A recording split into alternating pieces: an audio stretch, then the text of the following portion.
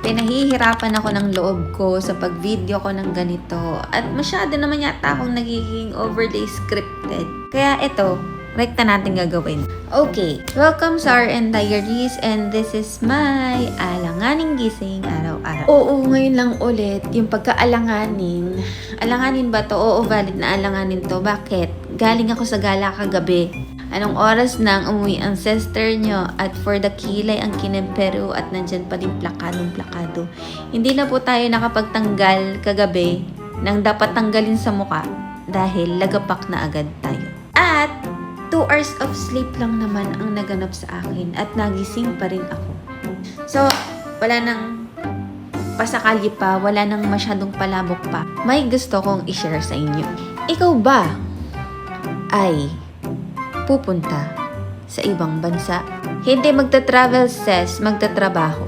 At kompleto na lahat ng documents mo, may employer ka na interview ka na, may pidos ka na, at pinaka-importante, may flight ticket ka na.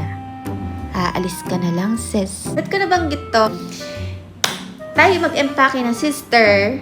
Ito ang aking top list ng mga dapat mong bitbitin kung pupunta ka sa ibang bansa bilang OFW. Tingin ko naman, applicable to sa mga mag-OFW na hindi lang sa Saudi Arabia pupunta. Baka hindi to kasama sa mga inimpake nyo. Okay. Kala nyo hindi ako ready. Pinag-isipan ko ng medyo matagal na panahon yan. Nung naka-duty ako ng night, huwag na kayo magreklamo. So, ito na yun. So, isa sa mga nakalista sa akin ay yung groceries. Yes, sister. Kailangan man ng groceries. Hindi mo rin kasi alam kung kailan ka makakalabas. Meron ka ng pang-umpisa na pangkain mo na alam mong kapag ka nagutom ka, meron kang huhugutin.